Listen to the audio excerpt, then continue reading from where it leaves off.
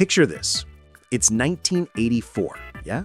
Reagan's in the White House, MTV is still playing actual music videos, and at the University of Massachusetts Amherst, two college kids living next door to each other in a dorm are about to accidentally invent the template for every alternative rock band that would follow. Their names? Charles Thompson IV, soon to be Black Francis, and Joey Santiago. Their secret weapon? They're too obsessed with weird music and too broke to care about making anything that sounds professional. This is the story of how the Pixies reinvented indie rock, not just by creating a new sound, but by proving that the most important revolutions happen when you stop trying to sound like everyone else. But first, let's talk about how spectacularly unlikely the whole thing was. Thompson and Santiago met as suitemates at UMass Amherst in 1984, bonding over their shared love of bands nobody else had heard of. Thompson was studying anthropology and writing strange songs on his acoustic guitar, while Santiago was worried that music might distract from his studies, until he heard what Thompson was writing. After Thompson dropped out of college and returned from a student exchange trip to Puerto Rico, which would later influence these Spanish lyrics sprinkled throughout Pixies songs, the pair decided to form a band in January 1986. They placed an ad in the Boston Phoenix seeking a female vocalist into Husker Du and Peter, Paul, and Mary, possibly the most specific musical reference combination in rock history. Kim Deal was the only person who responded, showing up to audition without actually owning a bass guitar. But she liked the songs Thompson showed her, bought a bass, and suddenly they had something unprecedented, a bassist who could sing harmonies as beautifully as she could anchor the rhythm section. Their first recordings were made in 1987 at Fort Apache Studios with producer Gary Smith, resulting in the Come On Pilgrim EP. These 17 songs, recorded in just 3 days, captured something raw and immediate that most bands never achieve in their entire careers. For their first full album, they worked with Steve Albini, who at the time was better known for his own band, Big Black, than for his production work. Surfer Rosa, released in March 1988, was unlike anything else being made at the time. While hair metal dominated MTV and indie rock was still largely acoustic, the Pixies created something that was simultaneously heavy and melodic, aggressive and beautiful. Songs like Bone Machine and Something Against You proved that punk rock could be emotionally complex without losing its power. Kim Deal's Gigantic showed the world what the Pixies were really capable of. Her gorgeous vocals over a hypnotic bass line created something that felt both intimate and massive, proving that the band's secret weapon wasn't just Francis's songwriting, but the interplay between all 4 members. But the album's secret weapon was Where Is My Mind, a song that would become their signature, though not for another decade.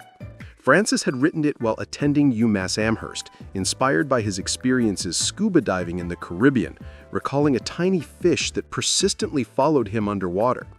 Santiago's lazy arpeggio guitar line was the first thing he tried, he later recalled, but it instantly sounded strong and hooky.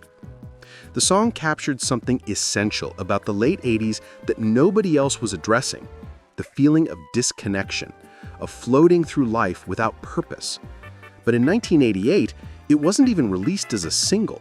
It was just another track on an album that sold modestly, appreciated mainly by college radio DJs and other musicians. Kurt Cobain heard Surfer Rosa and realized he'd found a template for the kind of music he wanted to make. He heard songs off of Surfer Rosa that I'd written but threw out because I was too afraid to play them for anybody, he later admitted.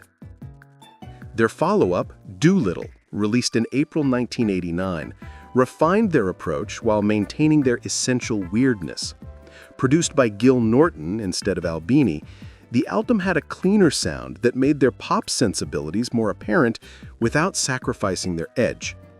Debaser, the opening track, perfectly captured their approach, a noisy surf punk song inspired by Luis Buñuel and Salvador Dali's surrealist film Un Chien Andalou.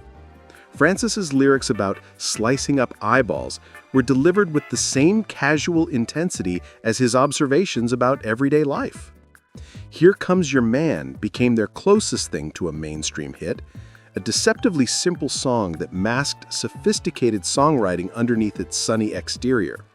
But the album's real triumph was Monkey Gone to Heaven, which managed to be both accessible and completely uncompromising, dealing with environmental destruction through the loud, quiet, loud dynamic that became their trademark and later influenced everyone from Nirvana to Radiohead, wasn't calculated. Those are the two basic components of rock music, Frances explained. The dreamy side and the rockin' side. We can play loud or quiet, that's it. But success brought pressure to evolve, and the band's next two albums found them experimenting with a more surf rock-influenced sound, while Kim Deal was increasingly sidelined. The tensions were becoming obvious. Frances wanted complete creative control, while Deal was gaining confidence as both a songwriter and performer. The problem was that Deal was often the most compelling member of the band. Audiences would cheer loudest when she sang Gigantic or said something, and even Kurt Cobain noted that the best Pixies song is Gigantic, and Kim wrote it. This drove Frances crazy. He'd created the band, but Kim was becoming its most beloved member. Trompe le Monde made the power struggle explicit. Critics noted Deal's reduced role, with AllMusic calling it, essentially, Black Frances's solo debut. The album was heavier and more metal-influenced, featuring covers like the Jesus and Mary Chain's Head On, but it felt like Frances asserting his dominance rather than the band collaborating. The personal tensions had become unbearable by 1992. Frances was reportedly jealous of the attention Deal received from audiences, especially when she sang Gigantic. During their tour supporting U2, the friction reached a breaking point.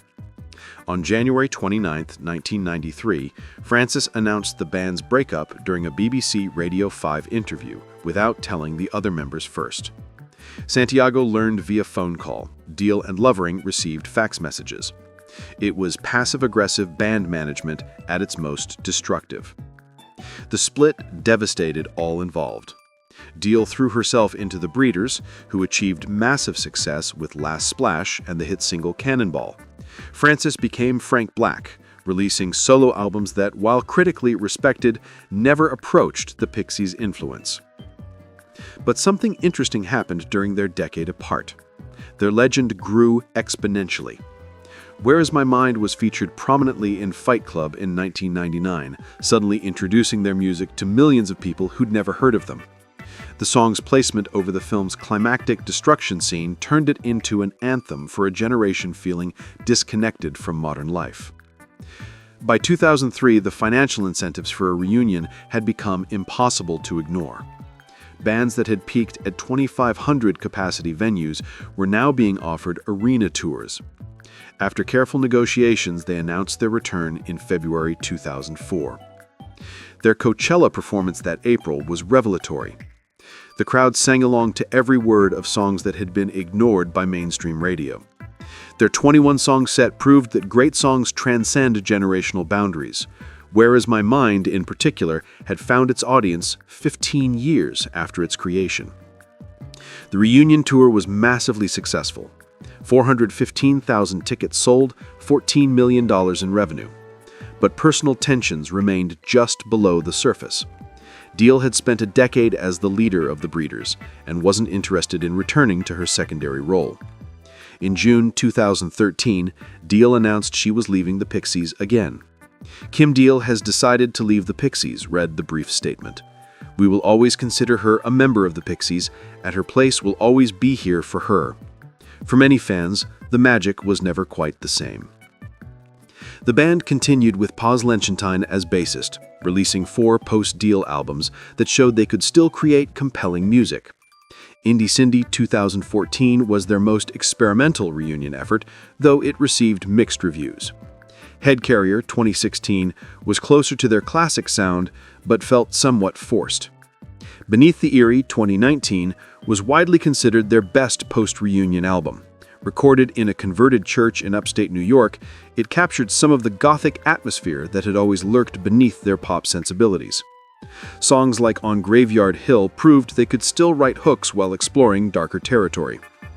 Their most recent album, Doggerel 2022, split fans between those who appreciated its more mature songwriting and those who missed their youthful chaos. As one fan noted, they finally stopped trying to be the Pixies and settled into being the new Pixies. Looking back, the Pixies' greatest achievement was proving that indie rock could be genuinely independent, not just from major labels, but from the pressure to conform to any particular sound or scene.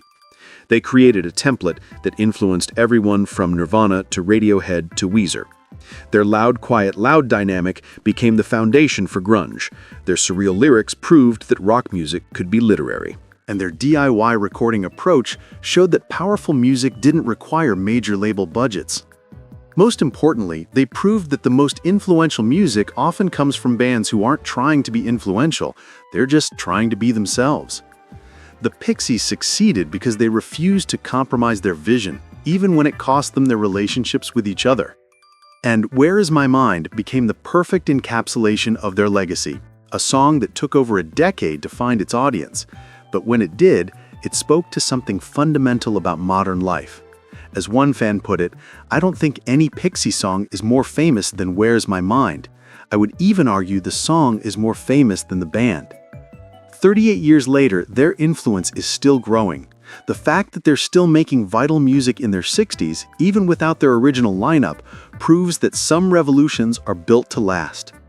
And honestly, in an age of algorithmic playlists and manufactured authenticity, the Pixies' commitment to their own weird vision feels more revolutionary than ever. That's kind of everything.